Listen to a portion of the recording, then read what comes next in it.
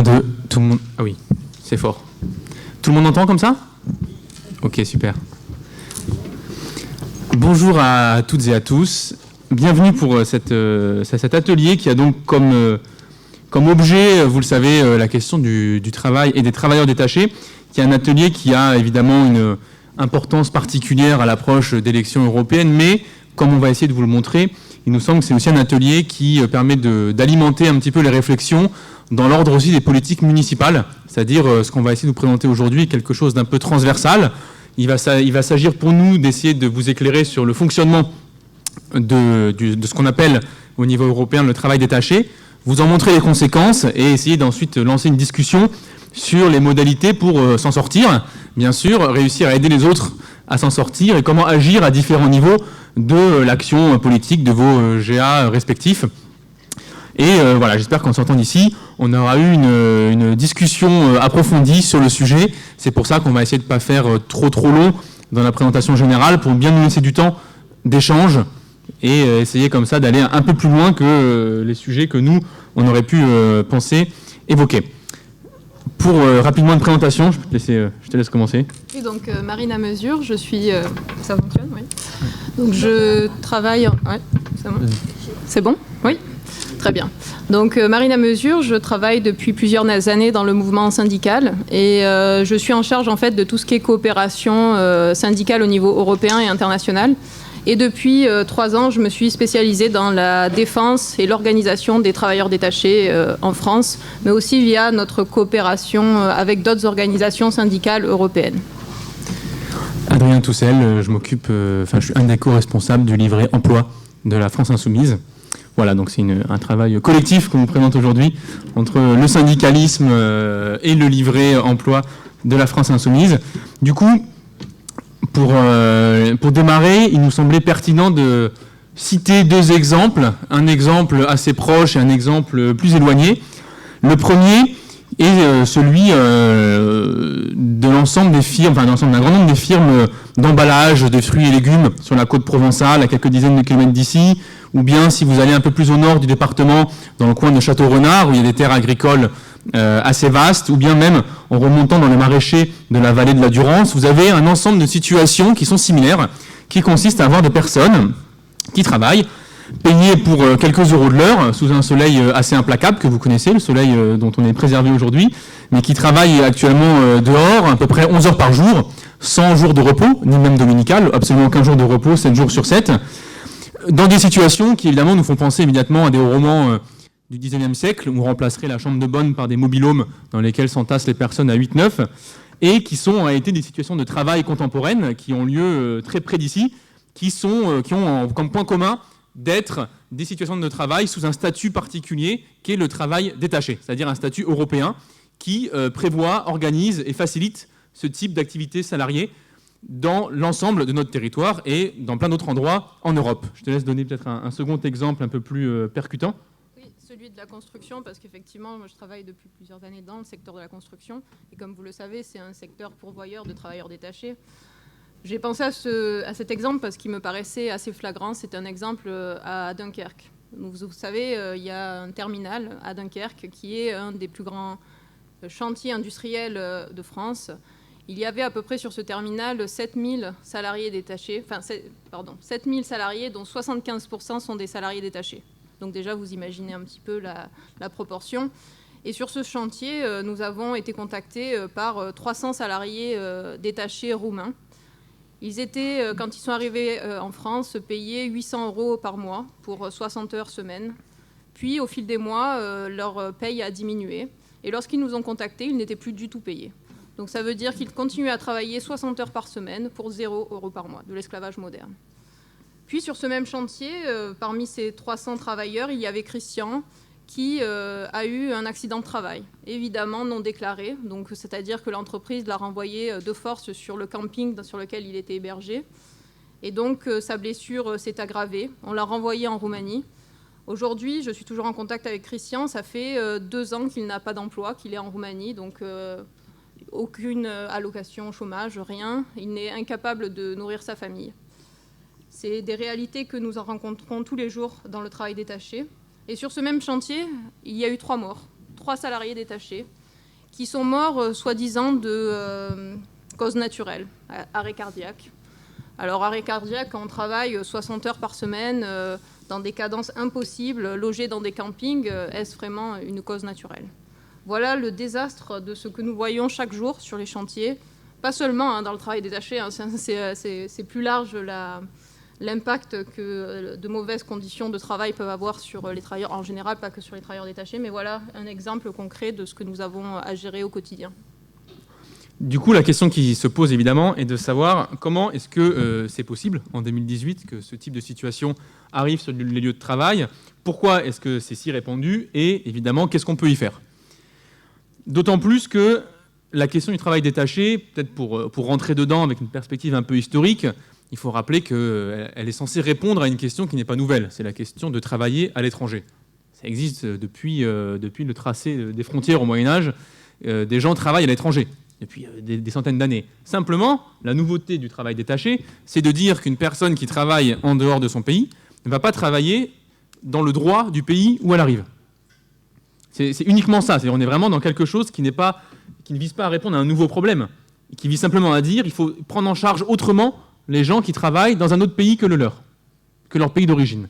Et la solution qui a été développée, on va dire, c'est celle du travail détaché, donc on va vous expliquer un petit peu le fonctionnement, et je pense qu'il faut bien comprendre que cet enjeu du travail détaché, il s'agit d'une manière, avec le travail détaché, de régulariser ce qui avant était un travail non déclaré.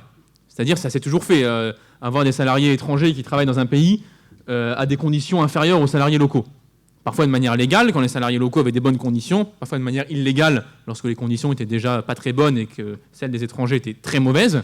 Mais ça s'est toujours fait. Simplement, maintenant, ça se fait de manière légale. C'est-à-dire, le détachement, c'est une légalisation d'un comportement patronal qui, depuis environ 200 ans, était considéré comme indigne et illégitime. Oui, effectivement. Et pour mieux comprendre, en fait, le travail détaché, parce que on en parle beaucoup dans les médias, mais je sais que beaucoup de personnes ne savent pas ce qu'est un travailleur détaché, parce que si on ne travaille pas sur la question, c'est quand même un point assez complexe. Pour comprendre le travailleur détaché, il faut remonter dans les années 1958 et les premiers traités européens qui mettaient en place le fameux marché unique. Et donc avec lui, l'interdiction de restreindre la libre prestation de services. C'est-à-dire qu'au nom de cette fameuse liberté économique, on interdit toute entrave aux entreprises. Donc on permet en fait à l'entreprise d'aller d'un pays à l'autre avec sa main-d'œuvre. Et c'est le point là, avec sa main-d'œuvre, qui devient le début du travail détaché. On se dit quand même que la main-d'œuvre peut bouger, mais il faudrait quand même l'encadrer, avoir un certain nombre de règles.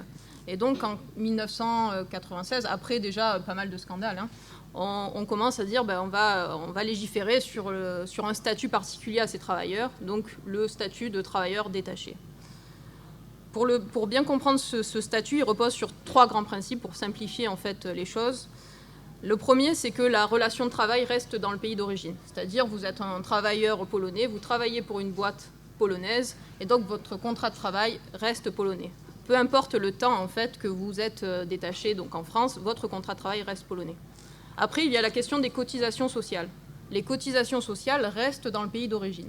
Initialement, c'était l'idée de dire le travailleur va être détaché en France pendant quelques jours, on ne va pas le changer, on ne va pas l'affilier au système de sécurité sociale du pays d'accueil. Donc initialement, soi-disant, c'était pour le bien-être de ces travailleurs.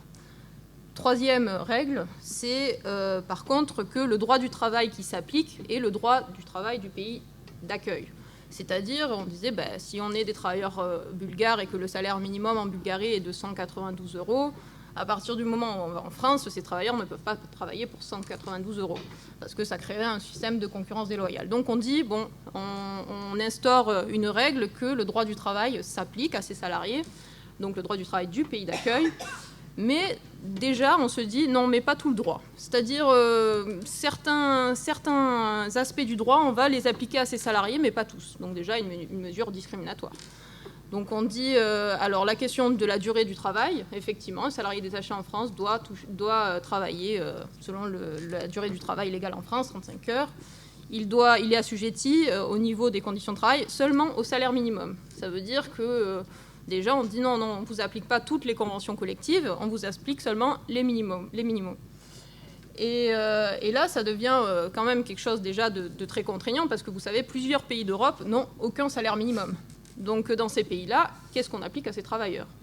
Il y a eu des cas qui sont passés devant les tribunaux qui a montré que ça pose d'énormes problèmes en Finlande, en Suède. On parlait même de l'Italie, de l'Allemagne qui a récemment adopté un salaire minimum mais qui n'en avait pas auparavant. Donc ces salariés étaient soumis à absolument rien. Donc voilà, ça c'est ce qu'instaure la directive de 96. Et donc elle permet en fait directement d'instaurer un système de discrimination entre les salariés sur le mode de leur statut. Du coup, on voudrait essayer de vous montrer un petit état des lieux de l'expansion, on va dire, de ce statut, c'est-à-dire qui est-ce que ça touche, combien de personnes, d'où elles viennent, etc. Donc un peu concrétiser les trajectoires des individus qui se retrouvent dans du travail détaché. Alors déjà dans le cas français, pour faire simple, on a une hausse absolument exponentielle depuis maintenant un peu plus d'une décennie du nombre de salariés qui sont sous statut de travail détaché. En 2004, je fais hors transport, parce qu'avec le transport, c'est compliqué à compter, parce qu'il y a des gens qui traversent juste la France en camion, donc est-ce qu'on les compte comme détachés ou pas? Donc je mets hors transport. Il y avait en 2004 15 000 travailleurs détachés en France, 15 000 en 2004. En 2016, on était à 355 000. Et en 2017, un an plus tard, on était monté à 516 000. On a quand même pris 46% en un an, entre 2016 et 2017. C'est sans doute l'effet Macron. On a pris 46% de travailleurs passés en statut détaché, enfin sous statut détaché, arrivés sur le territoire français. Donc, de 2004 à 2017, on a multiplié par 34 le nombre de travailleurs détachés qui travaillaient en France. En gros, au début de la période, en 2004, il y avait un travailleur sur 1500 qui était en détachement en France. Aujourd'hui, c'est 1 sur 50. Pour un peu vous faire mesurer l'ampleur de ce statut, en gros, il y avait une personne pour 10 salles comme celle-ci, alors que maintenant, il y a 3 personnes dans une salle comme celle-ci. Voilà, pour un peu essayer de concrétiser la manière dont l'emploi détaché a explosé. Et on suspecte, en tout cas d'après les données de la Direction générale du travail en France, c'est pas une officine bolchevique, d'après la DGT, il y aurait à peu près la moitié des travailleurs détachés qui ne sont pas déclarés. Donc on pourrait multiplier par 2 le volume complet des personnes qui travaillent aujourd'hui en France sous ce statut. Voilà, donc c'est quelque chose de massif. On n'est pas sur un phénomène marginal, on est sur un phénomène qui concerne à minima 500 000 personnes et qui pourrait en concerner presque 1 million. Voilà. C'est un statut qui est avant tout concentré dans quelques secteurs. Le secteur de la construction, le BTP, à lui seul regroupe 45% du travail détaché. Donc c'est vraiment quelque chose qui est concentré dans le BTP, dans l'industrie manufacturière, avec environ 1/5 des salariés détachés, et ensuite le reste qui sont dans l'éducation, la santé, l'action sociale ou le service aux entreprises. Mais dit autrement, les détachés, c'est 80% d'ouvriers.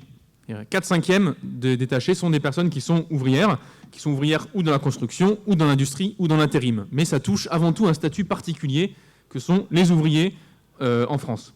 Pas forcément français, mais en France.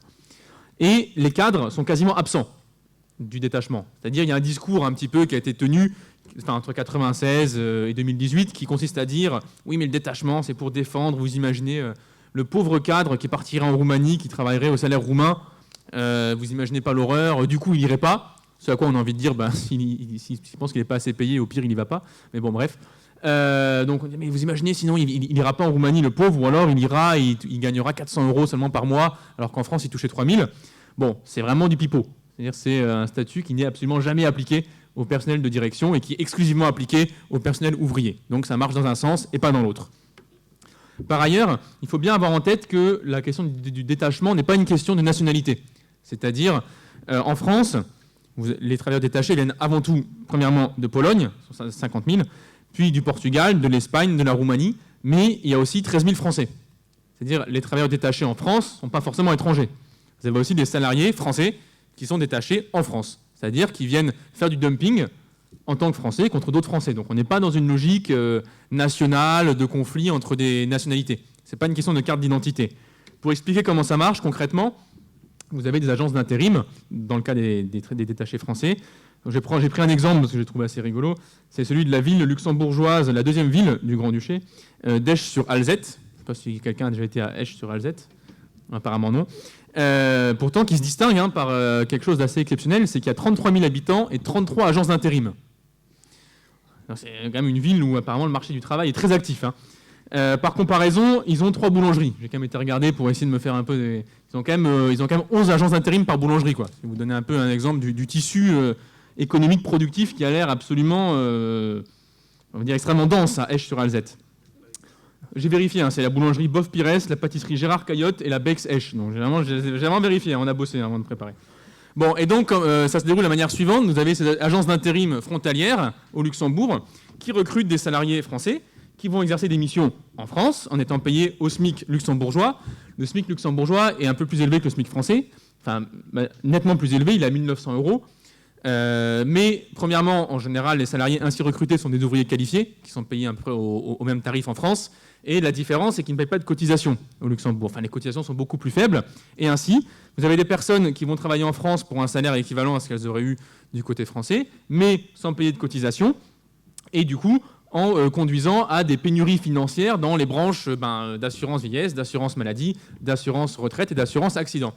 Et évidemment, vous avez après des gouvernements, par exemple un certain Emmanuel Macron, qui vont vous expliquer qu'on est obligé de faire des réformes extrêmement lourdes et pénibles. Par exemple, l'assurance chômage parce qu'il n'y aurait plus assez d'argent. Par exemple, l'assurance vieillesse parce qu'il n'y aurait plus assez d'argent. Alors que tout ça est bien évidemment organisé par le dumping social au niveau européen qui vise volontairement à embaucher des salariés français à des conditions de travail qui privent de leur rentrée fiscale les branches assurantielles de la sécurité sociale française. Donc, vous avez ainsi une liquidation de la sécurité sociale qui s'organise au niveau frontalier. D'autant plus que les pays qui envoient le plus de détachés en Europe sont d'abord la Pologne, il y a 250 000 travailleurs détachés polonais, mais ensuite l'Allemagne, avec 220 000 travailleurs détachés allemands, puis la France, troisième pays qui envoie des travailleurs détachés dans toute l'Europe, avec 130 000 salariés. Donc la France est un des pays centraux dans le fait d'envoyer des salariés détachés à l'étranger pour travailler dans des conditions qui sont celles du pays d'origine. Sachant que la moitié des détachements se font entre des pays limitrophes. C'est-à-dire qu'on n'est pas du tout dans une logique où ce serait l'Europe de l'Est qui viendrait déferler sur l'Europe de l'Ouest. À l'heure actuelle, 90% des échanges, des détachements de travailleurs se font entre les pays de l'Europe des 15.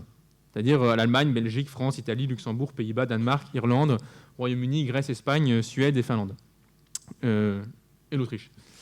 Et donc on a avant tout en fait un dumping entre frontières, c'est-à-dire travailleurs qui franchissent la frontière belge, qui franchissent la frontière luxembourgeoise, qui franchissent la frontière allemande, pour aller faire du dumping entre les branches économiques, plutôt qu'on aurait des travailleurs est-européens qui viendraient ici pour concurrencer les travailleurs locaux. Voilà. Donc on n'est vraiment pas du tout dans une perspective est-ouest, mais vraiment quelque chose de très ouest-européen, et d'organisation nette et sans bavure d'un dumping entre tous les pays de la, entre guillemets, vieille intégration européenne à l'époque des 15. Et là où ça devient encore pire, cette histoire de détachement, c'est que déjà légalement, donc on parle du travail détaché comme un moyen de niveler par le bas les conditions de travail. Mais s'additionne à ça un gros système de fraude. Parce que lorsque nous avons des discussions, par exemple, avec la Direction générale du travail, on nous parle des fois jusqu'à 80% de fraude dès qu'il s'agit du travail détaché. Donc vous imaginez un peu, c'est-à-dire que déjà initialement, légalement, c'est déjà un problème. C'est déjà un système de discrimination. Mais s'additionne à ça une fraude massive sur ces travailleurs détachés. Donc une fraude qui évidemment va impacter les salariés qui vont être exploités dans les pires formes d'exploitation, comme j'en parlais avec le cas de Dunkerque. C'est-à-dire que là, principalement, nous avons vu 3 types de fraude. Je vous parle de l'expérience un peu de terrain. Tout d'abord, c'était le fait que les textes européens soient flous. Lorsque nous transposons finalement le texte européen dans le droit national, ça peut créer des problèmes. Et l'un des principaux problèmes, c'est celui de la question des indemnités. C'est-à-dire qu'un travailleur, par exemple, roumain, lorsqu'il vient en France, il va continuer à payer sa maison, il va continuer à nourrir sa famille, puisque la moyenne du détachement est de 43 jours. Donc vous n'allez pas arrêter de payer tout ce qui vous incombe pendant la période.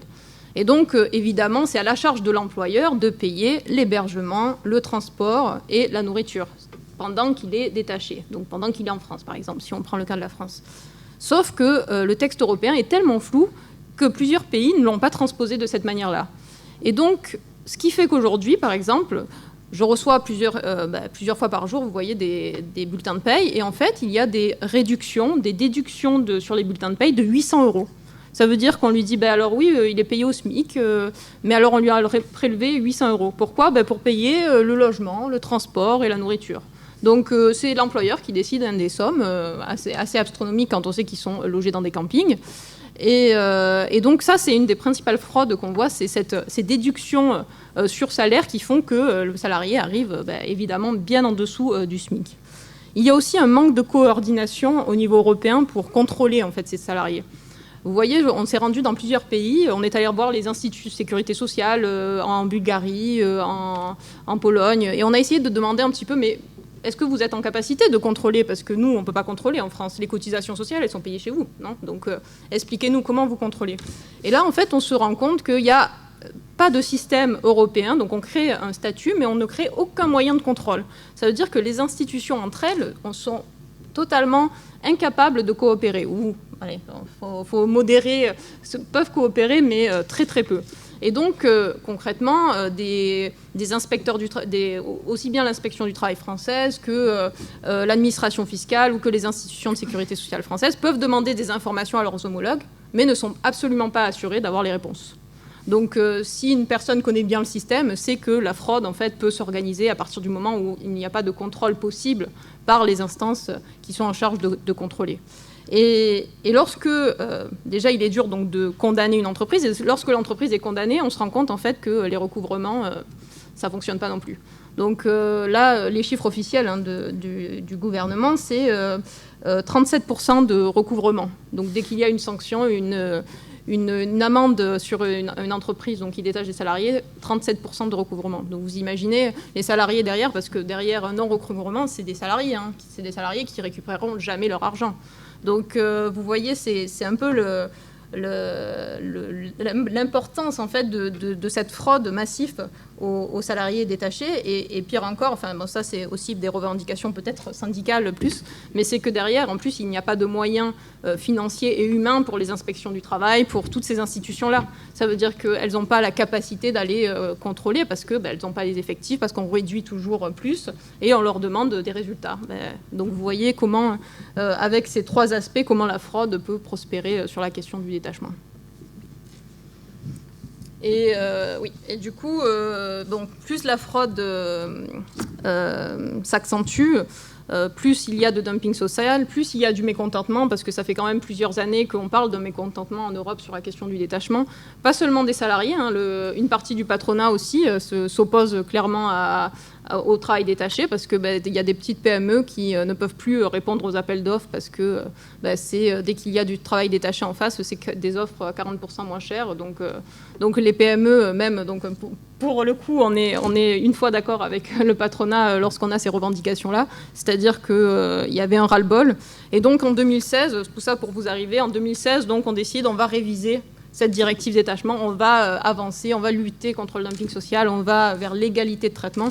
C'était les beaux discours qu'il y avait en 2016 pour réviser la directive détachement, lorsque la Commission européenne et le Parlement se sont regroupés. Donc après 24 mois de discussions, de négociations, à quoi a-t-on abouti, clairement ? Je veux vous le dire parce qu'effectivement, on ne l'a pas assez relayé dans les médias. Le bilan est assez consternant de ce qu'on a réussi à obtenir en mai 2018. Donc un texte est adopté en mai 2018 pour une nouvelle directive détachement. Donc clairement, on dit déjà il n'y a aucune dimension sociale au texte. Donc ça veut dire qu'on parle de travailleurs détachés, on parle de personnes, mais on ne reconnaît pas que ce texte a une dimension sociale, une dimension où on doit protéger ses salariés. Donc clairement, exclusion d'une double base légale. Donc en d'autres mots, c'est le fait de protéger les travailleurs. Donc ça reste un texte purement financier, un texte sur la libre prestation de services, rien d'autre. Pas de responsabilité solidaire de la chaîne de sous-traitance. Là encore, pourquoi ? Imaginez un gros chantier, par exemple Bouygues, pour ne pas le nommer, qui va faire appel à de nombreux sous-traitants, et c'est ces sous-traitants qui embauchent les salariés détachés. Sauf que lorsqu'on condamne ces entreprises-là, elles disparaissent, et donc qu'est-ce qui se passe ? On devrait être capable d'aller chercher le donneur d'ordre, la personne qui gère le chantier, la personne qui a embauché ces sous-traitants. Et bien aujourd'hui, ce texte ne permet absolument pas d'aller chercher en fait la responsabilité au chef, au donneur d'ordre. Et donc, derrière, c'est les salariés qui n'auront toujours pas la possibilité de récupérer ce qui leur est dû. On passe enfin un troisième point, la durée du détachement. Alors au départ, c'était 24 mois. On vous disait, après 24 mois, vous tombez sur la sécurité sociale française, parce qu'il y avait l'idée que le travail détaché, c'était quand même quelque chose de temporaire. Alors là, après je ne sais pas combien de négociations, on arrive finalement à 18 mois. Alors il faut que je vous dise, la durée moyenne du détachement en France est 43 jours. Donc, c'était la grande victoire de Macron, d'être arrivé à 18 mois. Donc, aujourd'hui, 18 mois, pourquoi ? Pour une durée moyenne du détachement en France de 43 jours. Et en Europe, donc on pourrait imaginer que c'est pour l'Europe. Non, en Europe, c'est 103 jours, la durée moyenne du détachement. Donc là encore, 12 mois, ça nous a 12 mois plus une extension possible de 6 mois, ça nous avance absolument à rien. Ensuite, on parle de l'exclusion du secteur du transport. Là encore, c'est quand même incroyable, sachant que c'est un des principaux secteurs touchés par le dumping social. On parlait de la construction, mais nos collègues du secteur du transport nous le disent chaque jour. C'est terrible, la concurrence qui arrive via ce travail détaché. Et justement, en venant ici de Paris, je lisais justement dans la presse que le 16 août, dans les Pyrénées, un chauffeur a été arrêté par la police française. Donc c'était un chauffeur d'un travailleur détaché. Il avait roulé non-stop 15h30. Et on a vu dans son compteur, alors je ne connais pas ils ont apparemment un système pour savoir le nombre de temps où il roule sans pause. 2 jours avant, il avait roulé 20h39. Donc vous imaginez, c'est vraiment le secteur effectivement qui ne demande pas du tout de mesure. Donc autant l'exclure du texte. Donc le secteur du transport est aujourd'hui exclu de cette nouvelle directive. Donc on lui applique pas les quelques avancées qu'on aurait pu imaginer. La question des indemnités, logements et nourriture, je vous parlais que c'était une question de clarification des textes, puisque chacun l'interprétait comme il veut. Ces indemnités, pire encore, dans le nouveau texte, en fait, elles vont être calculées depuis le pays d'origine. Donc là, on le détermine, c'est clair dans les textes. On vous dit, c'est au pays d'origine de déterminer les indemnités, transport, logement et nourriture de ces travailleurs lorsqu'ils vont venir peut-être quelques jours en France. Sauf que ça veut dire que si la Bulgarie, elle détermine que pour ces travailleurs, c'est 15 € pour se loger, pour manger et pour le transport, ça sera 15 €. Donc vous allez m'expliquer comment on va faire pour se loger, manger et le transport pour 15 € par jour. C'est totalement aberrant. Donc là les syndicats ont été assez vent debout sur cette question des indemnités parce qu'on se dit ces salariés-là seront encore dans des conteneurs, dans des campings. Donc on résout encore rien à la situation. Finalement, dernier point, c'était quand même la victoire de ce texte, c'était de dire, bon, maintenant, on va appliquer quand même toutes les conventions collectives. C'est-à-dire qu'on ne va pas seulement appliquer les salaires minimums, parce qu'on s'est rendu compte quand même 20 ans après qu'il y avait des pays qui n'avaient pas des salaires minimums reconnus. Donc, on dit, on va appliquer quand même toutes les conventions collectives. Oui, mais là aussi, ça pose un problème, parce que vous parlez d'égalité de traitement. Mais l'égalité de traitement, ce n'est pas forcément les salaires conventionnels. C'est-à-dire, je vous donne un exemple concret. Un chef dans la construction, puisque c'est celui que je connais le mieux, un chef de chantier en Île-de-France, il va gagner, si vous allez sur Pôle emploi, vous cherchez offre d'emploi, vous êtes sur 3 000 €. C'est le salaire moyen pour un chef de chantier. Aucun chef de chantier va accepter moins. Sauf que si on va sur la convention collective, on est sur 2 100 €. Donc ça veut dire que l'égalité de traitement, ça serait que ce salarié roumain, il touche 3 000 €, non pas 2 100 €. Et sur ces questions, vous voyez qu'on peut facilement en fait, vous embrouiller, on peut facilement vous dire, effectivement, aujourd'hui, il y a l'égalité de traitement, on reconnaît toutes les conventions collectives. Non, il faut, si on parle de l'égalité de traitement entre les salariés, il va falloir qu'on leur reconnaisse l'intégralité de leurs droits, et ce n'est pas seulement les conventions collectives. Et ça, si en France encore l'écart est assez différent, je vous assure que dans d'autres pays, quand vous voyez les salaires en Bulgarie, comme je vous disais, on est à peu près autour d'un salaire minimum à 192 €, ça ne correspond absolument pas au salaire moyen d'un travailleur bulgare. Donc on ne peut pas dire on n'applique que les conventions collectives pour qu'il y ait égalité de traitement. Donc voilà, ça c'était, j'espère que ça n'a pas été trop long, mais c'était à peu près pour vous faire un aperçu, pour vous dire un peu ce que ce texte comprend, parce qu'on ne l'a pas assez dit, les médias ont fait une sélection justement pour dire c'est 12 mois, c'est la grande réforme, c'est le fait que ça soit une diminution du temps du détachement, et ça ne résout absolument rien aux vraies questions de fond du travail détaché. Et du coup, en conséquence, il y a eu donc un vote au Parlement européen autour de cette proposition de révision de la directive le 29 mai 2018.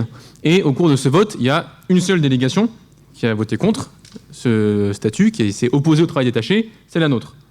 Et notre eurodéputé, Younous Omarjee, est le seul représentant d'une délégation à avoir voté contre. C'est-à-dire que, aussi bien du côté des socialistes, du côté de Génération, des Verts, du côté, les dix guignols du FN, bien sûr, tous ont refusé de retoquer ce projet. Il faut quand même avoir ça en tête lorsqu'ils vont vous donner des leçons. Ils vont donner des leçons à tout le monde, notamment le FN évidemment. En général, ils vont venir sur les marchés expliquer le travail détaché, tout ça. Voter contre. Ces gens-là se sont abstenus en plus. Ils ont dit oui, il y a quand même des avancées, mais vous comprenez, machin. Puis en plus, il y en a un qui s'est paumé au milieu, parce que bon, le FN au Parlement européen, on sait qu'ils ont un peu du mal.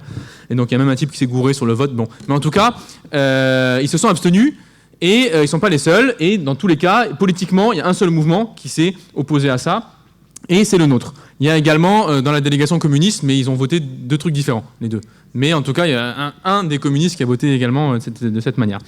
Et ce qui nous semble important ici à souligner, c'est que dans le programme politique, qui est celui de la France Insoumise, dans l'avenir en commun qu'on a présenté aux élections présidentielles, il y avait écrit noir sur blanc que dans notre cas, nous cesserions d'appliquer de manière unilatérale la directive sur le détachement des travailleurs en France. C'est-à-dire, on n'est pas dans une perspective d'essayer de mégoter 10 centimes par-ci ou un ticket de bus par-là. C'est-à-dire, le problème pour nous, c'est un principe historique d'action politique qui est celui de l'égalité des personnes dans une même activité professionnelle. À travail égal, salaire égal. Point. C'est-à-dire, nous, on défend cette ligne politique et on n'en a jamais dévié, on n'en déviera pas, et il nous semble que la seule solution à l'heure actuelle pour la faire triompher, c'est de dire, sur le territoire national, 2 personnes qui travaillent de la même manière sont payées pareil. Point.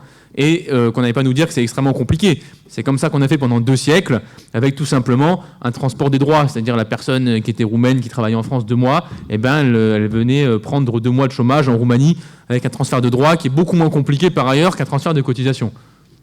Donc on n'est pas du tout dans une perspective qui serait plus bureaucratique, plus compliquée, ou qui serait hostile à la mobilité des travailleurs quand ils la choisissent. Il ne faut quand même pas oublier que c'est en général pas choisi. On est au contraire dans une perspective où si un travailleur d'un pays moins développé dans l'espace européen veut travailler en France, ça ne pose aucun souci. Il travaille au niveau du SMIC français, avec les conventions collectives françaises, dans un cadre normal, et il est payé pour une heure de travail normale, comme tout autre salarié. Voilà, nous, c'est comme ça, en tout cas, qu'on voit les choses, c'est-à-dire application intégrale de l'égalité des cotisations dans les pays et à égalité des droits. C'est-à-dire une personne, par exemple, pour reprendre également le cas des salariés qui sont chefs de chantier, s'il a un accident, il nous semble normal qu'ayant travaillé 1 mois et demi, 2 mois en France, eh bien, il ait les droits afférents auprès de la branche accident, ou qu'il ait des droits ensuite auprès de la branche chômage. Bon. Donc, en tout cas, on est sur une ligne très stricte qui est celle du refus de ce travail détaché. Et un de nos enjeux, évidemment, au cours de ces élections européennes, c'est d'aller envoyer le plus d'eurodéputés possible, bien sûr, qui est une ligne politique qui soit celle du refus de ce type de sous-travail, en tout cas de ce type de paupérisation générale des personnes qui sont au travail en Europe, d'autant plus qu'on n'est pas les seuls, hein. Il y a nos amis danois, espagnols, etc., qui sont sur la même ligne. Il y a quand même de plus en plus de mouvements politiques qui commencent à tourner le dos au détachement des travailleurs, et pas du tout, enfin ça tu l'évoqueras plus tard, mais pas seulement dans les pays à l'ouest de l'Europe, hein, dans l'Est aussi. Ce que tu nous expliqueras juste ensuite, c'est que dans les pays d'Europe de l'Est, c'est pas non plus la joie, hein, le travail détaché. En tout cas, ça occasionne des phénomènes assez funestes. Et face à nous, on va avoir la position d'Emmanuel Macron, donc qui a une ligne politique aussi, hein, qui réfléchit, qui est très structurée, qui consiste à continuer d'écraser les salaires de manière invisible, sans loi. C'est-à-dire qu'il faut bien voir que pour les néolibéraux, le travail détaché, c'est une manière de limiter l'évolution des salaires en France sans faire de loi. C'est-à-dire en évitant que des gens aillent dans la rue parce qu'ils auraient voté un décret qui ferait baisser le SMIC. Donc plutôt que de faire un décret moins 5% sur le SMIC, ils ouvrent grandes les vannes à ce que des personnes viennent travailler avec des droits bien inférieurs à ceux des travailleurs qui sont déjà en poste, au lieu d'avoir l'égalité des droits, et du coup qui gèlent les salaires des autres. Parce qu'évidemment, lorsque vous avez un salarié sur le chantier naval qui est concurrencé par 2000 salariés qui sont payés 2 fois moins, il est évident que lorsqu'il va voir le patron pour demander une hausse de salaire, on lui rit au nez. Et donc, il faut bien voir que le travail détaché, c'est un instrument politique d'action pour limiter le niveau des salaires en France. En France, comme ailleurs, hein, je prends l'exemple français parce que bon, c'est ici un des cas qui nous intéresse le plus. Et la position de Macron, on peut la définir avec 5 axes. Elle consiste à défendre 5 thèses, la position d'Emmanuel Macron. La première, c'est qu'il est évidemment attaché au principe de dumping, c'est-à-dire il est favorable à ce qu'on ait des limitations dans la durée, etc., mais il maintient le principe de base, et il est attaché au principe de base qu'un salarié paye des cotisations dans le pays d'origine. C'est-à-dire un salarié d'un pays avec moins de cotisations paye moins de cotisations qu'un salarié français. Et à l'inverse, un salarié français qui va dans un autre pays qui ira en Europe de l'Est paierait encore ses droits du côté français. Deuxième axe macronien, c'est d'accompagner via ça le démantèlement du droit du travail, puisqu'il prétend faire appliquer avec la réforme aux travailleurs détachés les protections qui sont issues des accords de branche, et dans le même temps, donc il nous vend son projet en disant « Regardez, grande victoire, on a fait appliquer les accords de branche », et évidemment, lorsqu'il est en France, il envoie Muriel Pénicaud pour expliquer que les accords de branche, c'est très mal et qu'il faut les négocier au niveau de l'entreprise. Et donc, il faut les supprimer. Et sauf que si on les supprime, et ben, ce qu'il a gagné au niveau européen n'existe plus. Voilà. Donc, on a un deuxième tour de passe-passe qui est celui de la liquidation du droit du travail, qui vient supprimer les protections mêmes qu'il prétendait établir. Troisième thèse macronienne, c'est ce qui est évoqué, la limitation à 1 an ou 18 mois, alors qu'on sait que c'est quelque chose qui n'a absolument aucune espèce de réalité. Ça concerne même 1% à peu près des détachements. Donc, en gros, il essaye de nous expliquer qu'il va réguler le détachement en prenant 1 sur 100. Ce qui, sur à peu près 1 million de personnes en France, peut dire bon courage. Hein. C'est-à-dire qu'il reste quand même un sacré nombre de personnes qui sont encore dans des conditions bien moins favorables que leurs homologues nationaux.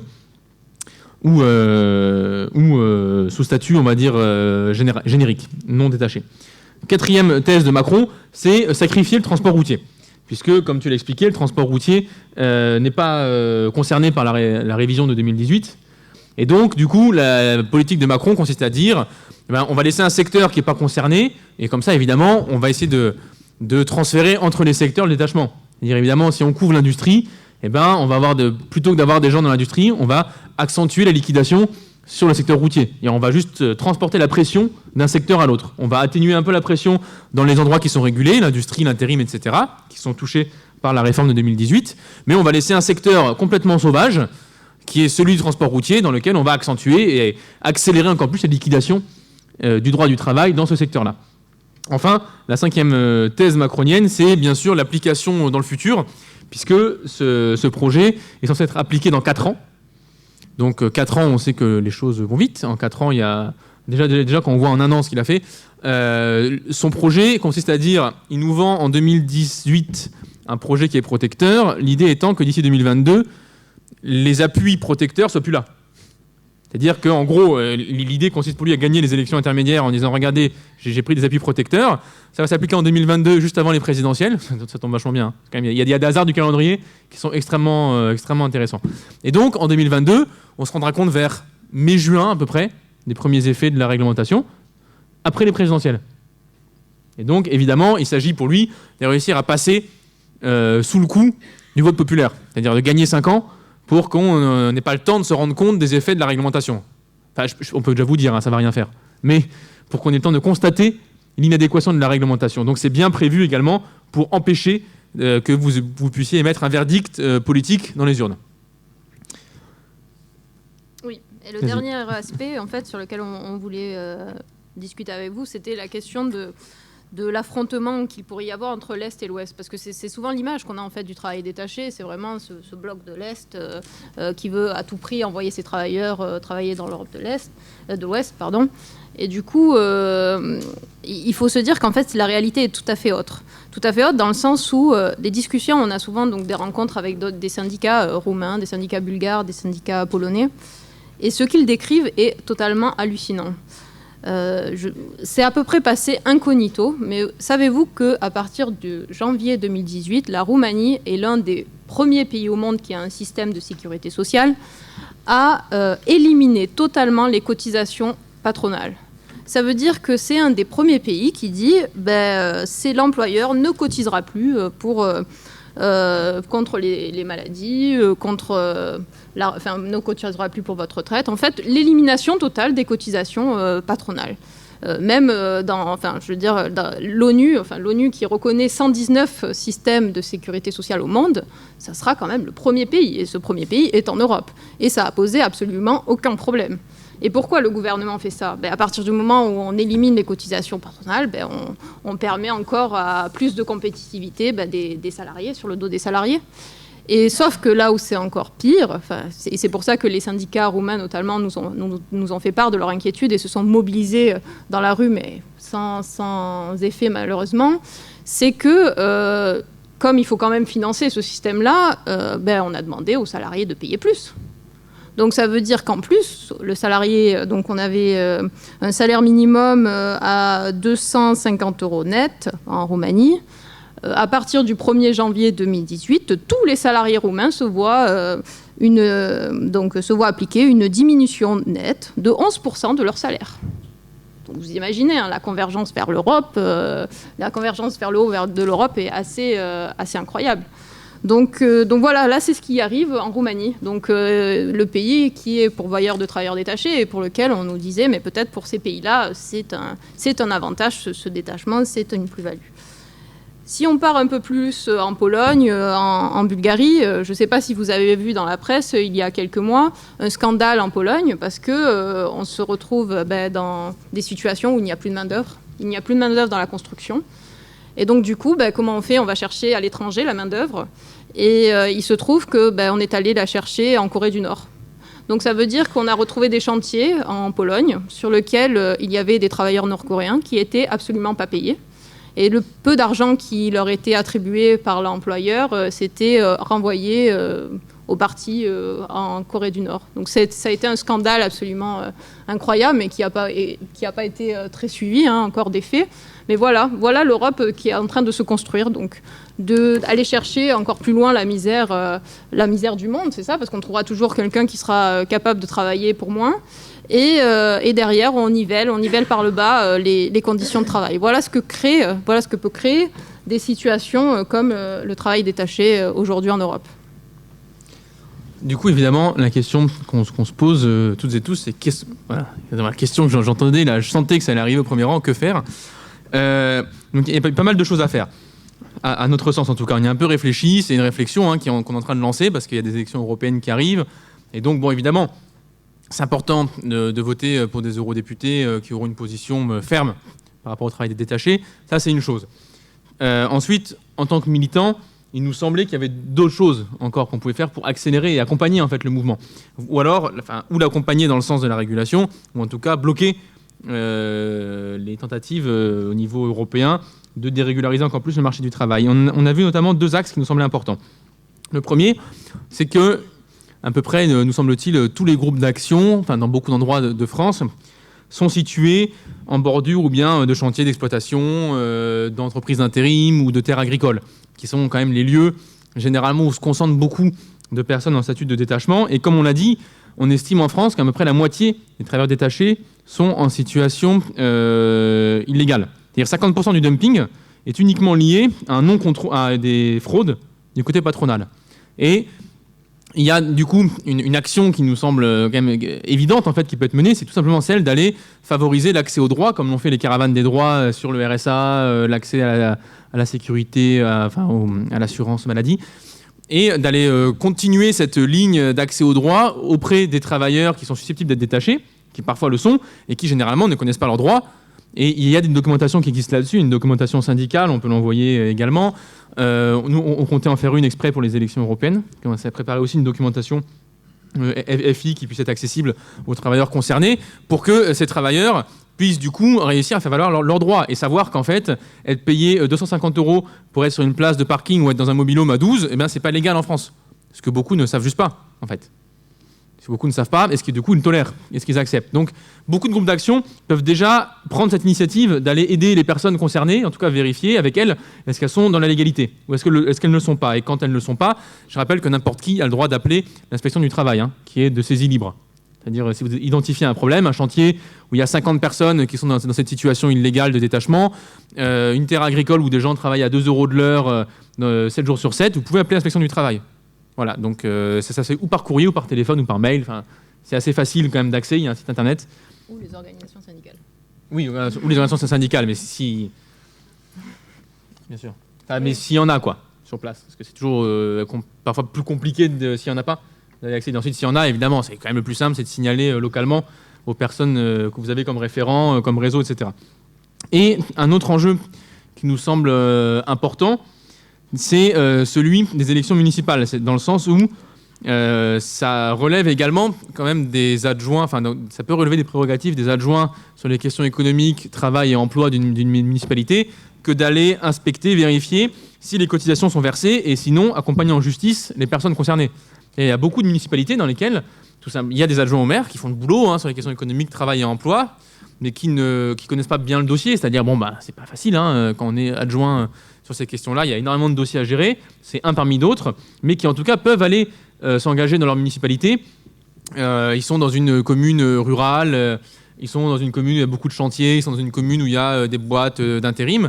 Ils peuvent s'engager, aller vérifier sur le site, là, d'autant plus là avec les syndicats, parce que c'est d'autant plus essentiel à ce niveau-là d'avoir les syndicats pour y aller, et d'aider les personnes, c'est-à-dire leur donner un accompagnement juridique de base, les renvoyer aux bons interlocuteurs, vérifier avec eux les bulletins de paye, bref, une activité, à notre sens, d'un élu municipal insoumis dans une mairie, et il nous paraît qu'en tout cas, en tenant cette ligne politique, évidemment en allant voter, mais également en s'engageant au niveau local, il est quand même possible, à notre avis, de faire reculer assez massivement dans plusieurs communes de France le dumping, à la fois les 50% de dumping non déclaré et à la fois par la fraude qui touche une grande partie des gens, même déclarés, qui sont encore dans des situations certes déclarées, mais encore frauduleuses. Et ça qui se joue à la fois dans les groupes d'action, via l'activité syndicale, ou bien pour les gens qui sont ou syndiqués, ou qui connaissent des syndicalistes et qui sont actifs avec eux, ou bien directement dans l'activité municipale de la préparation des élections qui vont arriver dans 2 ans. Oui, dans 2 ans. Et on a 40 minutes de discussion. Voilà, c'est ce qu'on voulait à peu près avoir. Juste un tout petit point, et on essaye de limiter à 1 minute à peu près les interventions, juste pour être sûr que ça puisse tourner assez bien. Merci.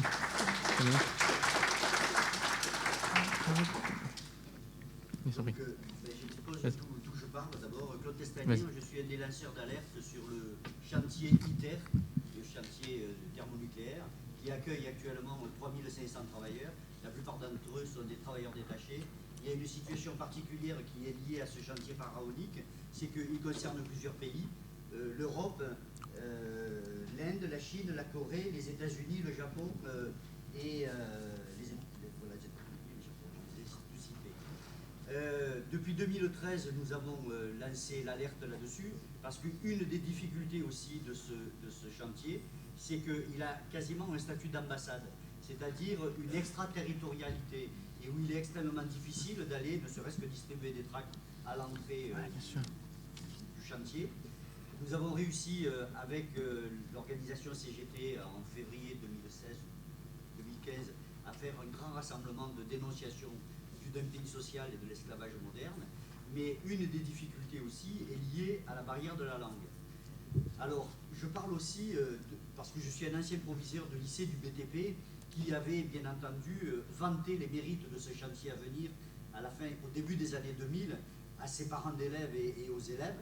Et parmi les élèves qui travaillent sur ce chantier, et que j'ai rencontrés, puisque j'ai encore conservé des contacts, c'est qu'ils sont tous en agence d'intérim.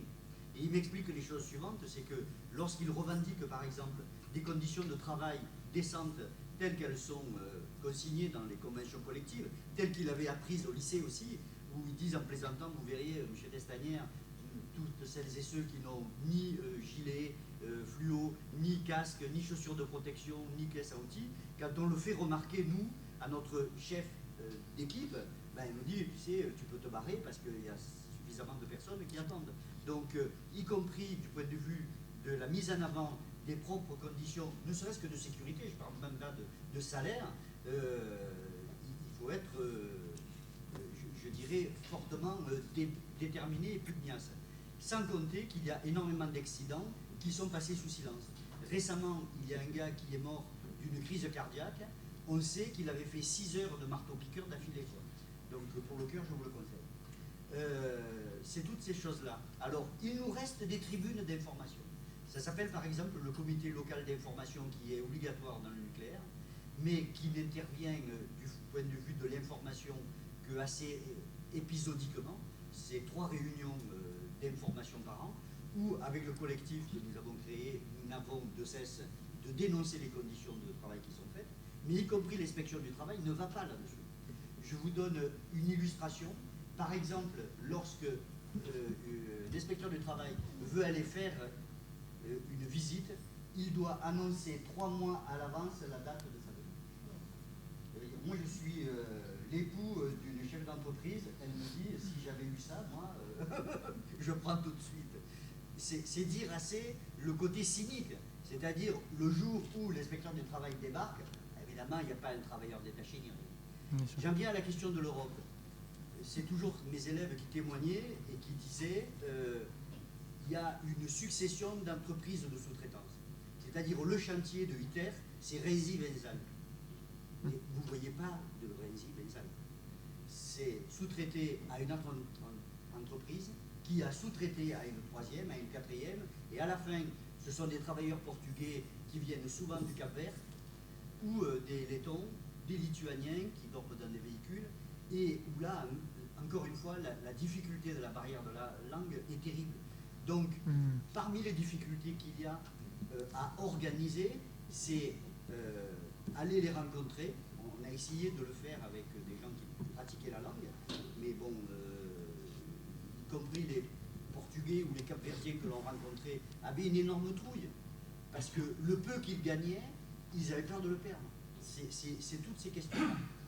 Du point de vue de nos élus, il y a une trouille monstre, parce qu'ils sont contents d'avoir eu le chantier ITER à Saint-Paul-les-Durance, c'est-à-dire à cheval sur 4 départements, qui chacun pense qu'il va tirer quelque chose. Moi, je suis manosquin. Les manosquins sont contents d'avoir eu l'école internationale. Les autres sont contents d'avoir fait quelques locations ici ou là. Et les élus, c'est motus, quoi. Donc, la proposition que je fais, c'est sous quelle forme, au moins, nos élus de la France insoumise pourraient poser quelques questions au gouvernement sur la réalité de ce chantier ITER qui est, encore une fois, de l'esclavage des temps modernes. Et puis, je voulais témoigner aussi où là, c'est une difficulté. Je suis dans la vallée de la Durance. Il y a aujourd'hui des travailleurs, souvent espagnols, qui viennent faire de la semence de plantes de lavandin. Je suis allé m'adresser à eux, mais rapidement, le patron agriculteur, là, il me fait virer, quoi. Alors, bon, je veux garder de bonnes relations avec mon voisin agriculteur, mais tout ça, c'est très difficile à organiser.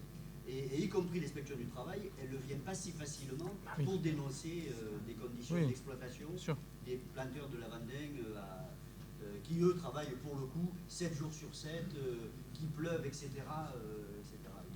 Je ne connais pas les conditions de salaire, mais je connais au moins leurs conditions de travail. Voilà. Donc, je ne sais pas, là, c'est plus une question, c'est comment on peut choper le truc pour arriver à faire porter parole à l'Assemblée nationale. Il y avait alors... Ouais. Il y avait toi, puis toi là-bas, et ensuite je note tout le monde. J'ai une observation rapide et une question sur les que faire.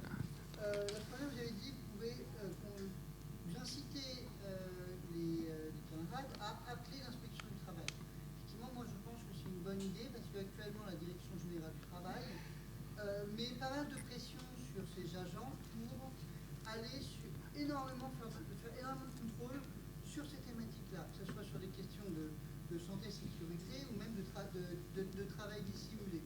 Donc c'est vrai que l'inspection du travail, si vous les appelez, il y a de fortes chances qu'ils iront, surtout dans les villes, plus que dans les campagnes. Voilà. Dans les campagnes, il y a énormément de chantiers, il y a énormément d'endroits où les agents ne peuvent pas tout faire. Mais c'est vrai que là, vraiment, j'incite les gens à le faire. Et la question sur le rôle des adjoints en question économique, l'idée, ce serait que les adjoints aux questions économiques insoumis fassent un contrôle quand la municipalité est maîtresse d'ouvrage. Vous voyez ça de manière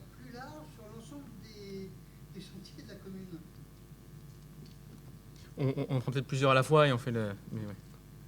Et encore, je les ai pris dans l'ordre des doigts qui se levaient.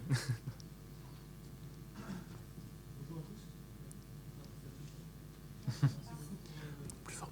Merci beaucoup pour votre exposé. Du coup, j'avais deux questions. La première, c'est juste une précision sémantique. Vous avez dit qu'il y avait 500 000 travailleurs détachés qui n'étaient pas déclarés. Et d'après ce que j'ai compris... Là-bas, je vois que tout le monde n'entend pas. Pour commencer, bonjour à toutes et à tous. Encore une fois, merci pour votre exposé. J'avais deux questions. La première, c'est une précision sémantique. Vous avez dit qu'il y avait 500 000 travailleurs détachés qui n'étaient pas déclarés en France, alors que j'ai cru entendre qu'un travailleur détaché, c'est quelqu'un qui avait forcément un statut. Donc juste une précision par rapport à ça. Est-ce que c'est possible qu'il y ait des travailleurs détachés et non déclarés? Et la deuxième, c'est est-ce que vous pourriez réexpliquer, parce que vous avez dit à un moment donné qu'il y avait 13 000 Français qui travaillent en France et qui ont un statut de travailleurs détachés. Est-ce que vous pourriez réexpliquer, parce que j'ai pas trop compris. Voilà, merci. Donc peut-être une quatrième, il y avait madame aussi qui avait levé la main.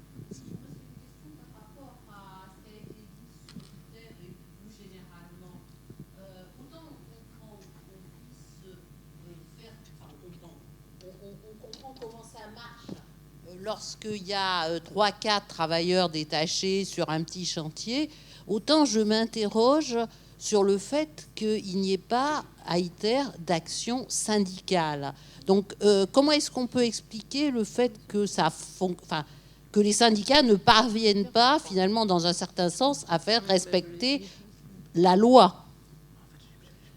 Donc voilà, ça c'est ma question. Je veux dire, comment ça se passe? Je veux dire, je comprends bien que c'est ce qui se passe et que c'est pas de leur faute, hein, mais ce que je veux dire, c'est qu'est-ce qui s'est passé? Est-ce que c'est parce que la loi permet de faire des actes, les comportements qui sont décrits, ou est-ce que c'est parce que, par exemple, les tribunaux se montrent honteusement partiaux? Je ne sais pas. Voilà, je voudrais un peu de détails là-dessus.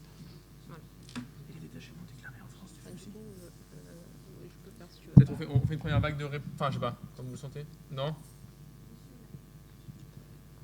Bon, allez-y, monsieur, et ensuite on te prend, et puis après on fait une première vague de réponses et on en fait une seconde, on a le temps. J'ai beaucoup aimé. D'abord, je tiens à préciser un truc. Dans la FI, on a un vrai problème avec le monde du travail en général, quoi. Il y a une sous-estimation de ce que représente le monde ouvrier dans ce pays. C'est pas seulement 20%, je le vois avec la liste d'ailleurs, toutes les difficultés qu'il y a eu à inclure des candidats ouvriers sur la liste. Alors, en position d'équipe, il n'y en a pas un. Bon, après, c'est comme ça, c'est la réalité. Il y a un conducteur de... Je suis ouvrier du bâtiment, je vais te répondre tout de suite, cher camarade. Le problème des syndicats dans le bâtiment, c'est qu'ils n'existent pas, surtout. Le monde syndical dans le bâtiment est réduit à néant aujourd'hui. Je suis ouvrier du bâtiment, je joue ma gueule, moi je suis interdit de travail depuis 10 ans. Voilà, ça c'est la réalité du monde du travail et la réalité du monde syndical dans les entreprises du bâtiment. Je voudrais ajouter 2-3 trucs, c'est par rapport à ce qu'on peut faire. Je suis aussi élu dans mon village. J'ai entendu ce que tu dis, mais il y a d'autres problèmes qui sont beaucoup plus importants. On est confronté à des difficultés, c'est que dans la réalité, on ne peut pas intervenir. Alors je suis pas... c'est beaucoup plus compliqué que ce que tu dis. Bien sûr, c'est compliqué. Après, il y a des moyens de pression. Par exemple, aujourd'hui, on est en train de transférer les compétences des communes sur les communautés de communes. Il y a des échéances qui vont venir. Tu l'as dit, il y a les municipales, mais il y a aussi les départementales et aussi les régionales, où les pouvoirs exécutifs de ces régions, de ces collectivités territoriales ont les moyens d'intervenir. Ne serait-ce qu'en exigeant, avec la distribution de l'argent public aux entreprises, en aide aux entreprises, le soin d'assurer d'abord la transition énergétique et dans le même temps la lutte contre la précarité dans l'entreprise. La question du travail détaché, elle est profondément politique, elle n'est pas individuelle, elle n'est pas uniquement dans les entreprises. Et si on renvoie uniquement les syndicats face aux salariés et face aux employeurs, on va avoir un vrai problème. On est déjà battu sur le fond. Donc on est confronté à cette difficulté-là. Donc il y a vraiment d'autres moyens, d'autres leviers à utiliser, sans attendre 2022. Hein. Et après, il y aura des échéances. Mais déjà dans les régions, dans les intercommunautés de communes, où il y a un pognon monstre qui est distribué aux entreprises, il faut vraiment imposer que l'argent distribué aux entreprises serve à lutter contre la précarité. Il y a un autre aspect dans ce que tu disais par rapport aux travailleurs détachés en Europe de l'Ouest. Mais aujourd'hui, en France même, on utilise, alors d'une façon insidieuse, il n'y a pas de statut du travailleur détaché, mais moi j'habite dans un département qui s'appelle Yolotte, je viens de la région parisienne. Je je suis ouvrier du bâtiment. Dans le Lot, les salaires sont inférieurs de 30 à 40%. J'étais chef de chantier. Aujourd'hui, un chef de chantier dans le Lot, c'est 1500 € par mois. Et le résultat, c'est qu'on utilise des entreprises du Lot pour venir travailler sur la région parisienne. C'est un début, hein, c'est vraiment le début d'un mouvement. Et ce phénomène de travailleurs détachés s'exerce à l'intérieur du pays aussi. Bien sûr. Voilà, je vais pas... Et c'est fait au travers des contrats à durée indéterminée de chantier. Bien sûr, les CDI de chantier. Les contrats à durée indéterminée de chantier, c'est une arnaque de première. Bien sûr. C'est du cynisme d'appeler ça des contrats à durée indéterminée, puisqu'on n'a pas la fin du chantier. On ne connaît même pas Bien sûr. la fin du chantier, il n'y a aucune indemnité. C'est la première chose qui a été acceptée et étendue à l'ensemble du... Je voulais juste ajouter un petit truc, c'est par rapport à ce qu'on peut faire. Dans le Lot, on est en train de créer un jumelage. On a eu une première expérience, notamment avec les travailleurs. Il y a l'agroalimentaire où il y a énormément de travailleurs détachés. Dans l'agroalimentaire, et nous, le Lot, il y a deux secteurs industriels, c'est la métallurgie qui n'est pas trop concernée, et l'agroalimentaire qui est très concerné par le travail détaché. Andros, etc., les fabriques de foie gras, etc. Ceux qui bouffent de la confiture Andros, continuent d'en faire ci. Continue à manger de la confiture. Mais voilà, il faut le savoir, quoi. On est en train de mettre en place un jumelage avec une région d'Espagne, avec Podemos, une région d'Espagne. Ils sont venus au mois de mai, ils vont nous aider à s'adresser aux travailleurs détachés. Et en plus, on a découvert des choses en les recevant, en discutant, en ayant des échanges. On a découvert par exemple que les Espagnols qui viennent en France sont confrontés au même problème avec les travailleurs détachés qui viennent du Maroc. En fait, c'est une ribambelle de chaînes qui se répètent. Et la question est compliquée, hein, c'est pas... Mais je préfère avoir des Espagnols qui s'adressent aux Espagnols avec Podemos que moi qui contrafionale en espagnol. On prend juste une dernière question là-bas, et après, pas de souci. Et après on fait une réponse globale et on aura le temps d'une deuxième vague, tranquillement. Sur le travail détaché, il faut regarder du côté des grands projets inutiles et imposés. Nous, par exemple, moi dans ma région, on a la loi Lyon-Turin, et on a la région qui subventionne des logements pour les travailleurs. Alors au début, on nous disait on va faire Lyon-Turin, c'est pour le travail local, et puis là c'est pour payer des logements, mais on s'est rendu compte aussi que la région payait dans les zones touristiques de montagne. Donc, les canons à neige, c'est une limite. Donc par rapport à ça, comment on fait, et aussi par rapport, parce que bon, la droite réactionnaire réagit par rapport à ça, notamment par rapport à la crise immobilière, donc comment on répond par rapport à ça, même si ça a été quand même pas mal démonté en disant qu'il n'y a pas de dictionnaire du français, même par l'Académie française.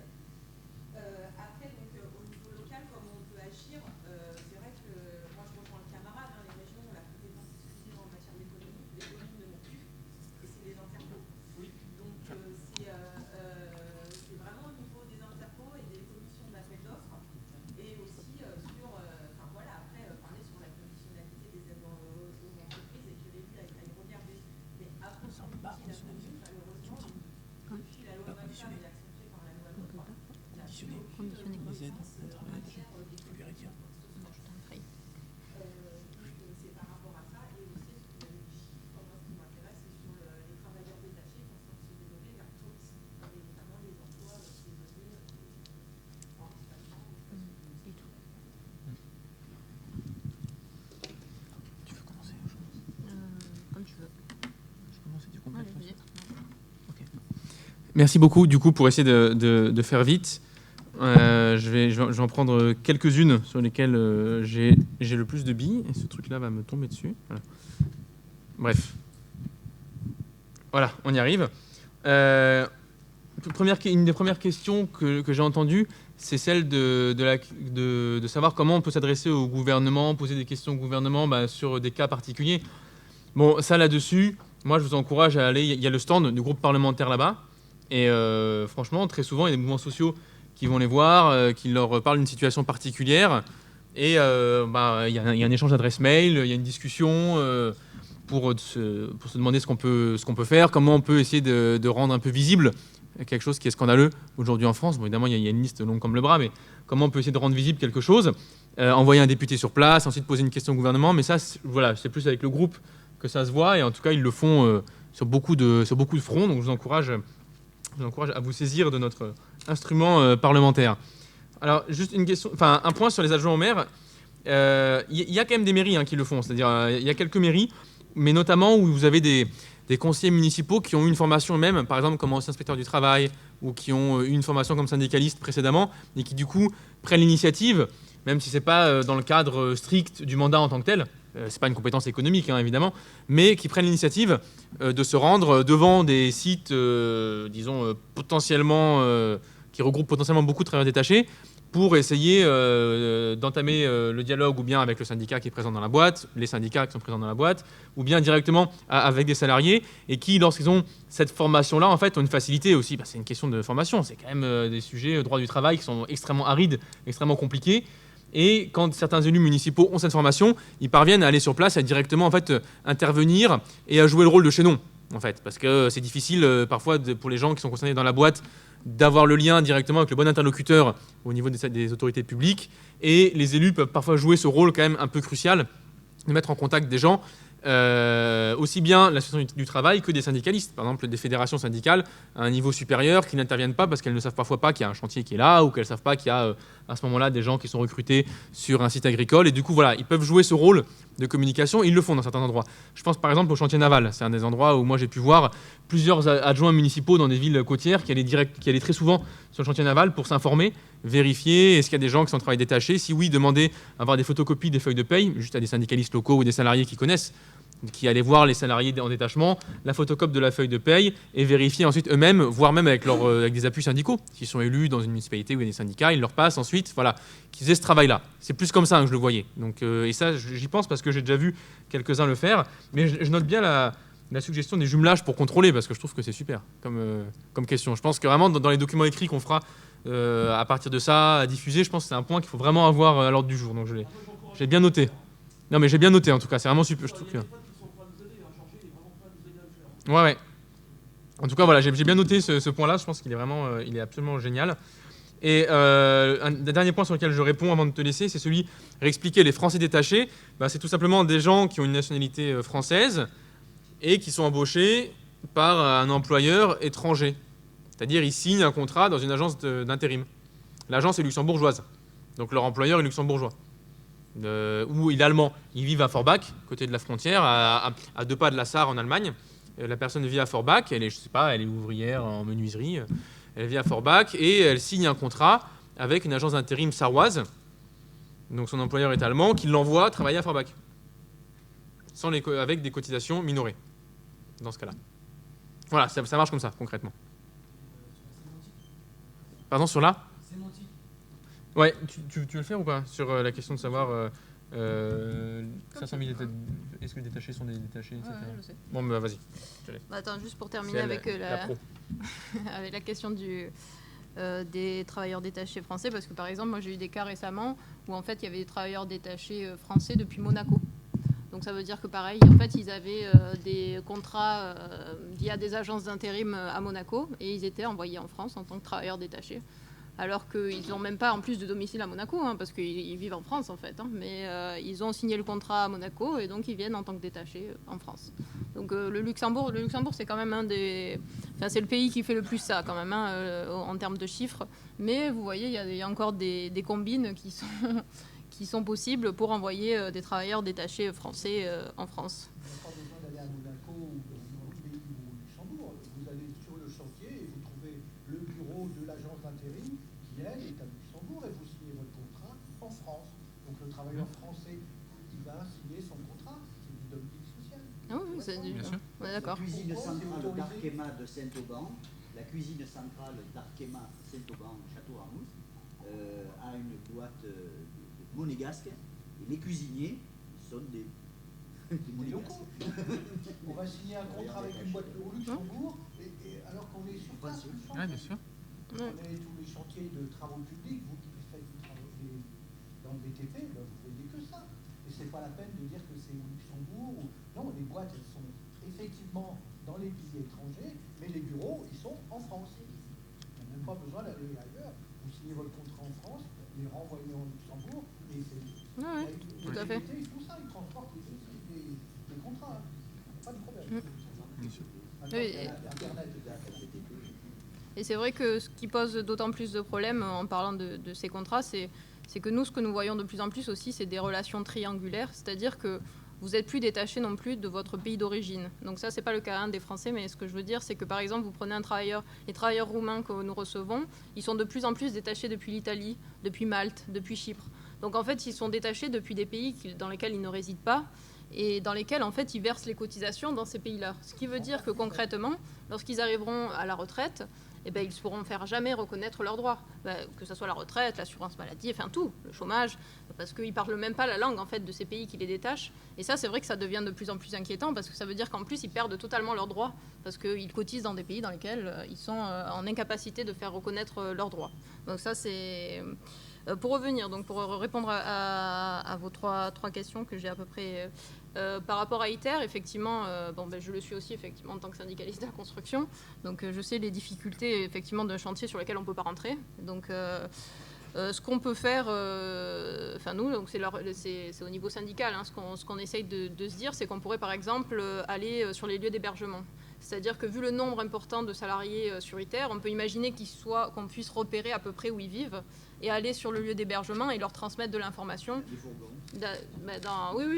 Sur les lieux d'hébergement tels qu'ils soient, mais à travers ça, l'important c'est juste de transmettre l'information. Quand vous transmettez l'information à un salarié dans sa langue, parce que par exemple plusieurs organisations ont fait des tracts en différentes langues sur le droit français, vous lui donnez, même s'il ne veut pas vous parler, même si vous êtes en incapacité de parler bulgare, vous transmettez le document en bulgare, il part avec le document, et à partir du moment où il est informé de ses droits, il revient. Il peut écrire, nous, par exemple, il y a une adresse sur laquelle les travailleurs peuvent écrire en différentes langues. Ça veut dire qu'ils seront mis en contact en fait, avec des syndicalistes de leur pays d'origine. Et donc on utilise souvent en fait, les pays d'origine pour pallier à la barrière linguistique. Ça veut dire qu'en tant que syndicaliste français, on parle avec les syndicats bulgares, on leur dit on a reçu tel salarié qui apparemment nous a écrit un mail, mais il est en bulgare, on ne peut pas comprendre. Donc le syndicat bulgare nous traduit en fait le mail, et c'est comme ça qu'on arrive à rentrer en contact en fait, avec ces salariés-là et pallier à la barrière linguistique. C'est peut-être pas le plus rapide, le plus efficace, mais pour l'instant, on n'a pas trouvé des militants qui parlent toutes les langues, donc on fait de cette manière-là. Pour la question de l'inspection du travail, c'est vrai que c'est important effectivement d'interpeller l'inspection du travail. Ce que j'ai rajouté quand Adrien parlait, c'était les syndicats. Pourquoi ?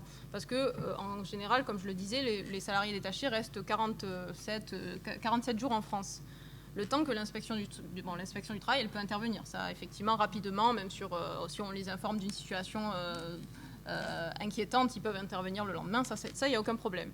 Sauf qu'après, nous, ce qu'on veut, c'est quand même que les salariés récupèrent leurs droits. S'ils ne sont pas payés depuis plusieurs mois, ce qu'on veut, c'est qu'ils récupèrent leurs droits. Et sauf que là, si on les aide à aller au prud'homme, ça va prendre 2 ans, 3 ans. Donc en fait, les salariés seront repartis et n'auront jamais l'accès à leurs droits. Nous, ce qu'on fait en tant qu'organisation syndicale, c'est qu'on se dit, nous, on va aller... venez nous voir et on va aller négocier face à l'employeur. On va lui dire, on va créer en fait un rapport de force en fait avec l'employeur pour que les droits soient reconnus et que l'employeur paye tout ce qu'il doit aux salariés. Et donc c'est comme ça nous qu'on a fait en fait avec tous les cas qu'on a gérés en fait. On va dire 80% des cas, il y en a quelques-uns qu'on a portés au prud'homme, mais la majorité en fait on a réussi par la négociation. En disant à l'employeur, on crée un rapport de force en disant écoutez, sinon on vous bloque le chantier, donc maintenant vous allez négocier. Et c'est de cette manière-là qu'on a réussi en fait à faire reconnaître les droits dans des situations frauduleuses. Donc voilà, ça c'est notre manière d'agir, et c'est pour ça qu'il y a l'inspection du travail et c'est important, mais il y a aussi l'organisation syndicale qui peut avoir un effet un peu plus immédiat pour aider les salariés, surtout quand ils sont dans des situations très préoccupantes.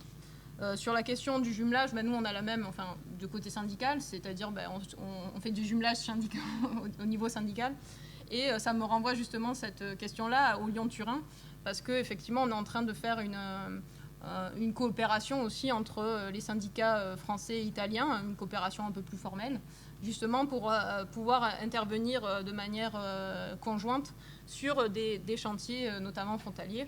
Et donc le Lyon-Turin est évidemment une de nos préoccupations et une de nos cibles, même si le gouvernement italien a dit qu'il allait terminer ce chantier et qu'il n'allait plus investir dans le chantier. On reste évidemment sûr qu'il va y avoir encore des travailleurs dans les prochaines années et donc une possibilité d'agir. Donc on crée des coopérations syndicales, on se dit, on se met autour de la table avec les syndicats italiens et on est capable aujourd'hui de négocier. Et pour vous dire à quel point, c'est le côté un peu optimiste des choses, c'est qu'en fait on a déjà réussi même sur des cas un peu plus complexes, dont le cas de Dunkerque que j'annonçais initialement, c'est que tous les Roumains dont je vous parlais étaient embauchés via une entreprise italienne. Et donc, on a contacté les syndicats italiens en disant on essaye de contacter l'entreprise italienne, ils veulent absolument pas parler aux syndicats français. Et ce qui s'est passé, c'est qu'en fait, les syndicats italiens sont venus à la table de négociation en France avec nous. Ça veut dire qu'on s'est pointé devant l'entreprise avec les syndicats français, les syndicats italiens. Et là, du coup, l'entreprise a eu un rapport totalement différent parce qu'ils avaient absolument pas peur de leur image en France. Mais alors, par contre, en Italie, ils étaient quand même beaucoup plus embêtés. Donc c'est aussi la capacité qu'on a à s'organiser, à coopérer entre nous qui fait qu'on va réussir à avancer sur ces problématiques-là. Et c'est d'où l'importance de ces coopérations européennes qu'on est capable de créer au niveau syndical et au niveau évidemment politique. Est-ce que j'ai... Non, il est détaché dans les détachés. De quoi ? Il est détaché dans les détachés. De quel syndicat vous parlez ? La CGT. Attends, je parle Non, mais c'est pas grave, mais... Il y a la question des 500 000 détachés non détachés. Ah oui. Je vous réponds. Et la clause Molière, hein. Ouais. Comment ? Et la clause Molière. Ouais. J'ai oublié, de répondre au jeune homme là-bas qui me disait que, donc par rapport aux non déclarés, c'est-à-dire qu'il y a des formalités administratives pour être dans les règles un travailleur détaché, mais souvent les employeurs ne font pas les procédures administratives, donc ça veut dire qu'ils n'ont pas, les salariés viennent en France, continuent à être sous contrat, par exemple espagnol, ils viennent travailler en France, et on dit que c'est des travailleurs détachés parce qu'ils sont là pendant 2 ans pour travailler avant de retourner dans leur boîte en Espagne, sauf que s'il n'y a pas eu de déclaration, ce n'est pas d'un détachement légal, c'est-à-dire que normalement ils n'ont pas le droit de venir sur le titre de travailleur détaché travailler en France tant qu'ils n'ont pas la déclaration, enfin c'est un document, la déclaration de détachement. Donc c'est ce qu'on appelle les travailleurs détachés qui ne sont pas déclarés. Et c'est ce que la direction générale estime à peu près, la direction générale du travail estime à peu près au double de ces salariés donc, qui seraient non déclarés. Est-ce qu'on a oublié un point sur les questions ? Bon sur les questions. Alors il y a pas mal de questions encore qu'il y avait. Il y avait toi camarade, puis toi, là-bas et vous. Voilà, déjà dans l'ordre.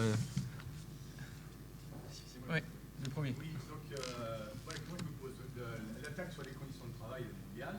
On sait que l'OMC est force de loi alors que l'OIT n'est pas reconnue dans plein de pays. On sait que quand ça ne suffit pas à l'OMC, il y a les traités de libre-échange. Et on sait que l'Union européenne, elle a été faite pour être libérale.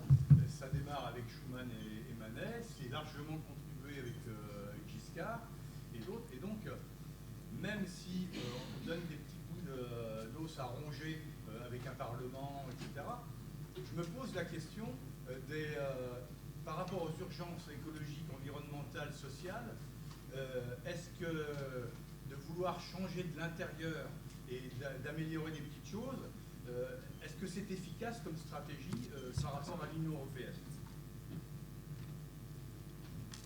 Oui, je voulais juste donner une petite précision par rapport à une petite précision chiffrée. Moi, j'avais repéré les 350 000 travailleurs détachés. Donc, si on fait un petit calcul de ce que ça représente en termes de cotisation sociale, on est de l'ordre de 4 milliards de cotisations sociales pour les travailleurs détachés. On double si on quantifie aussi les non déclarés.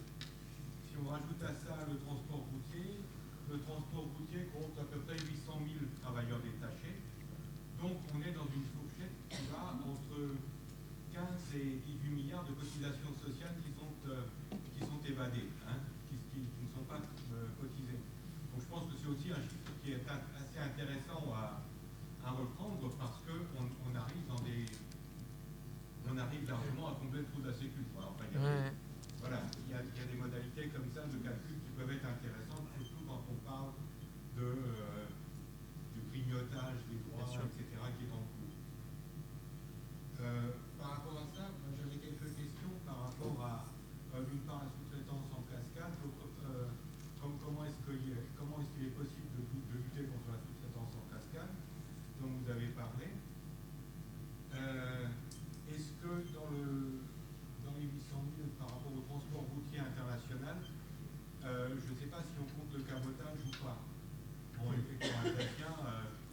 voit très bien le nombre de transporteurs lettons, lituaniens, etc., qui passent sur nos routes.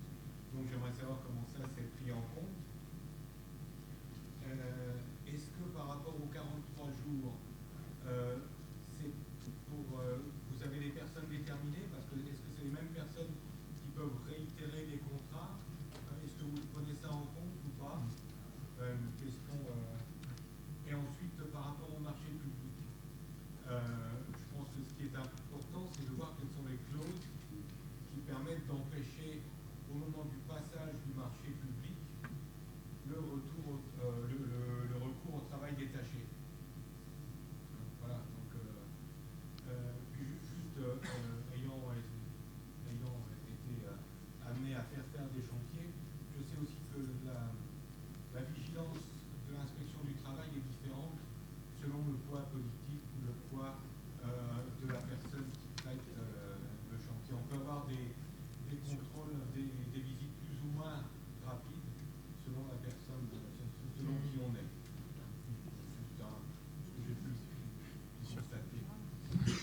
Merci beaucoup. Ouais, j'ai évoqué très rapidement un sujet qui est un peu marginal par rapport au sujet principal du travail détaché. Moi, je suis en prestation de services en informatique, donc c'est une population d'ingénieurs, et je vois de plus en plus se développer de par les services le fait d'embaucher sous contrat français des travailleurs issus du Maroc, d'Algérie, de Tunisie. Ça leur permet d'avoir des ingénieurs grosso modo de trop cher, avec les conséquences évidemment sur le marché de l'emploi en France, sur le niveau de rémunération. C'est pas le travail détaché, mais on est dans des formes quand même qui visent les mêmes objectifs, faire baisser le coût du travail. Voilà. Et madame, et ensuite Gilles. Voilà. Enfin, ou l'un des deux, comme vous voulez, quoi.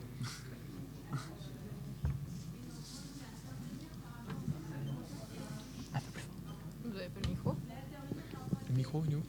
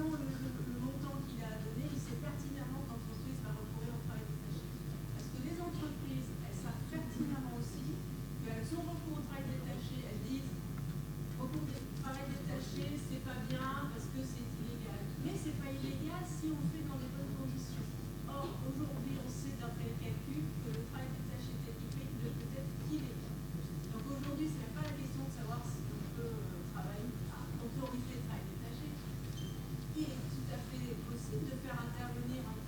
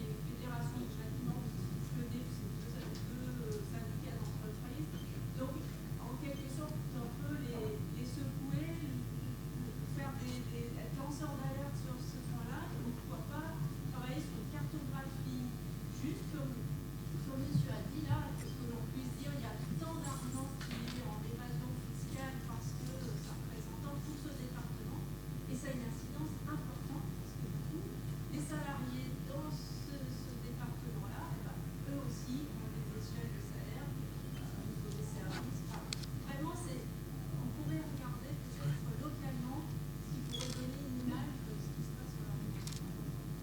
C'est une bonne idée.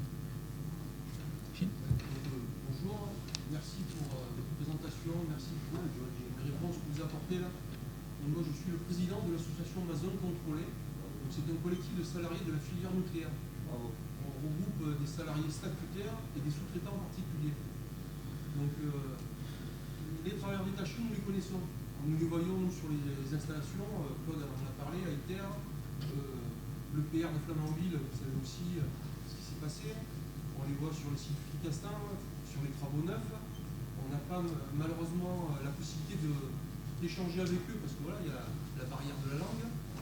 On connaît les situations que vous avez très bien expliquées. Voilà, ils n'ont pas le salaire qu'on devrait avoir au niveau du SMIC, par exemple, des choses comme ça.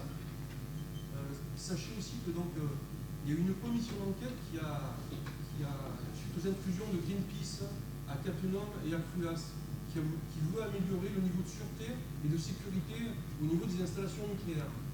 Donc j'ai eu l'honneur de représenter l'association Ma Zone Contrôlée parce qu'on se posait beaucoup de questions sur la sous-traitance. Cette émission, mon employeur m'a sanctionné de 5 jours de mise à pied. Voilà. J'ai juré sur la Constitution de dire la vérité, rien que la vérité avec nos camarades.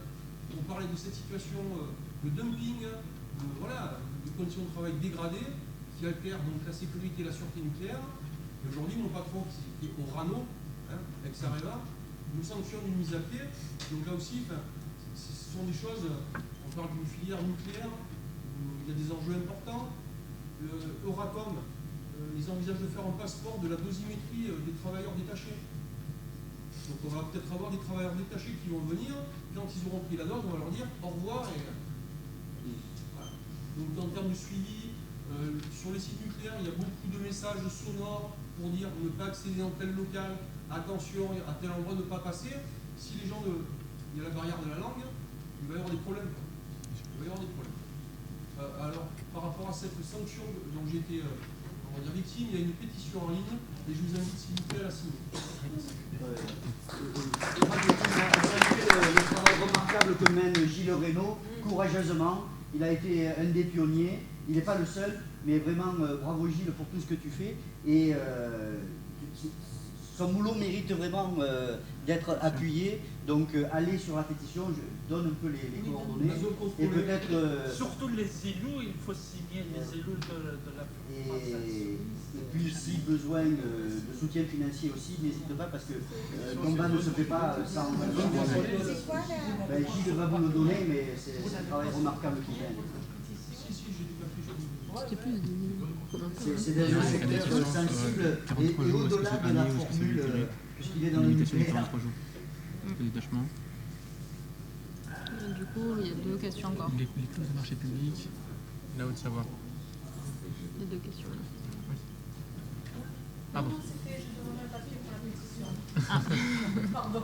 Alors, on parle beaucoup de la barrière de la langue, mais on oublie une chose, c'est sur les chantiers au jour le jour. Comment fait-on pour assurer la sécurité du personnel détaché qui ne parle pas notre langue, notamment dans le BTP? Je voudrais bien savoir comment vous imaginez la chose, de laisser tout le monde rentrer sur un chantier et toutes les personnes qui ont en charge la sécurité, comment ils font lorsque vous avez un Roumain, un Slovaque, un Tchèque, un Tunisien, un Indien qui est devant vous et qui est en situation de danger.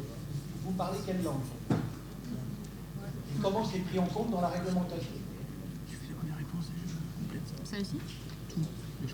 On détache, mais la langue, elle est. Il est là, non? Quelle heure il est? 33. Ah, c'est mort. Ouais, mais dépêche-toi, on fait vite. Bon, juste quelques minutes alors, parce que on voit que c'est l'heure et on veut respecter l'heure. Donc, moi, le point sur lequel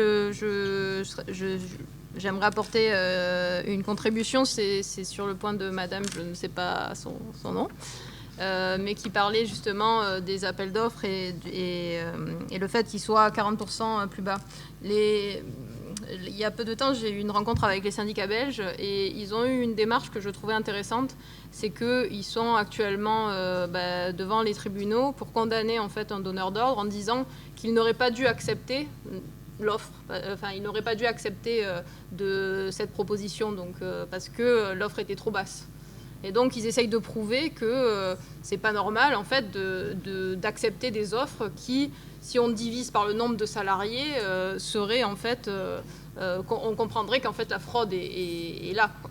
Donc, ils sont encore devant les tribunaux. Je ne sais pas encore quelle va être l'issue, mais je trouvais que c'était effectivement un axe intéressant de dire, c'est pas normal, effectivement, d'avoir 40% moins cher parce que si vous respectez les conditions du travail détaché, normalement, ça ne devrait pas coûter moins cher. Pourquoi ? Parce que je vous ai expliqué pendant pas mal de temps sur la présentation le fait qu'on n'applique pas toutes les conventions collectives, on n'applique pas l'intégralité du droit, mais l'employeur doit effectivement payer l'hébergement, transport et nourriture. C'est vrai que ça représente un coût.